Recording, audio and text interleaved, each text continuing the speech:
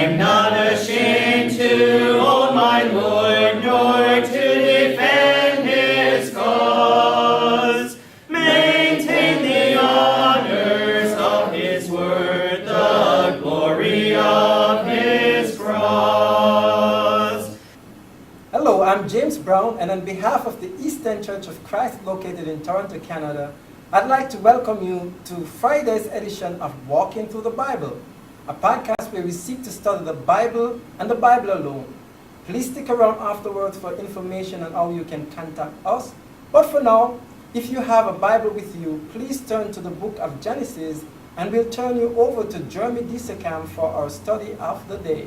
Thank you, James, and welcome to all of our viewers. This is the 52nd lesson in our study of Genesis. Yesterday we covered Genesis chapter 15, verses 1 to 11, discussing how God reiterated his promise to Abram that Abram's descendants would inherit the land of Canaan. If you missed that episode and would like to watch it, you can find it and all of our other podcasts on our website at www.eastendchurch.org.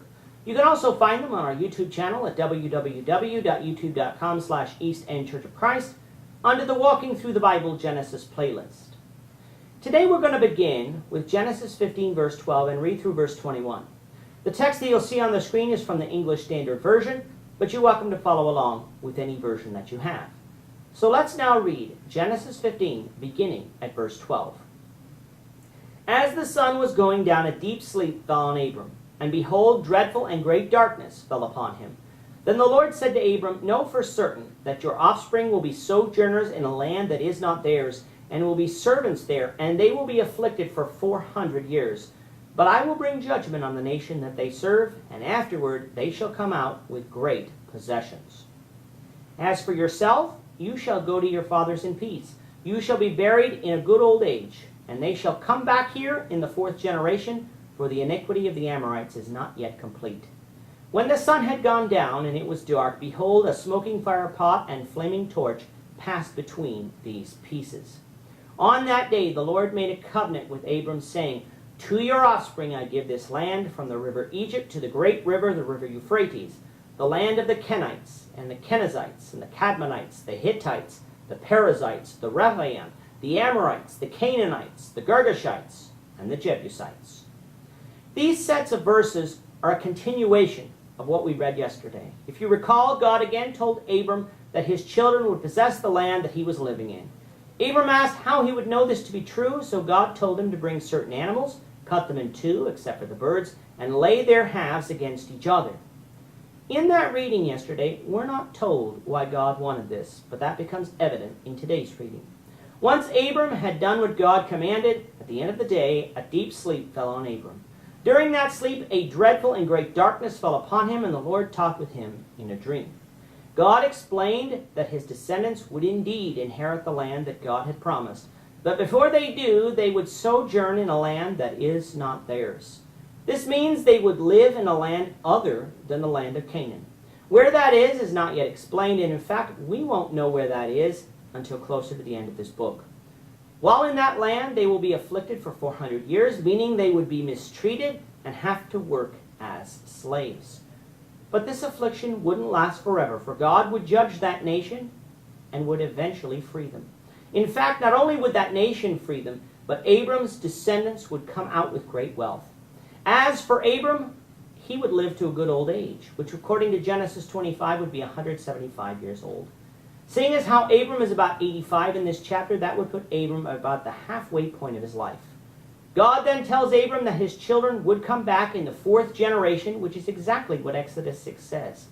This does tell us, however, that the way we calculate a generation, a span of about 25 years, and the way the Bible calculates a generation is not the same. In fact, it may be different depending on the context. In this context, a generation would span about 100 years, seeing as how 4 generations would span 400 years. This might sound strange, but remember how old people still lived at that time, a lot longer than we do today. So such a definition for a generation shouldn't surprise us. The reason that Abram and his descendants wouldn't possess the land earlier than that is given to us here. The sins of the Amorites were not yet full.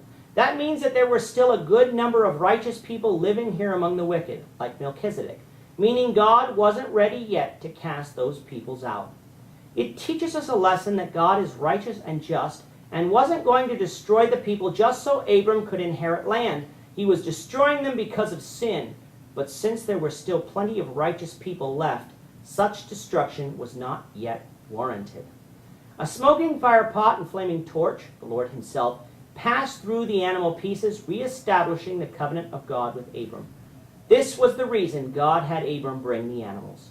God finished by saying that the land from the river Egypt to the Euphrates would be possessed by Abram's descendants, something fulfilled in the days of Solomon. With that, our time is up for today. Please join us, the Lord willing, tomorrow when we will continue our study of the book of Genesis, beginning with Genesis 16, verse 1. Thank you, Jeremy. And to our viewers, we also thank you for watching. Don't forget to subscribe to our YouTube channel by clicking on the subscribe button below. Should you have any questions or comments, please leave a comment below or email us at answerintheword@gmail.com. We'll try to respond to you as quickly as we can. We hope you'll join us, the Lord willing, tomorrow when we'll be continuing our study of the book of Genesis. Goodbye for now and have a great day.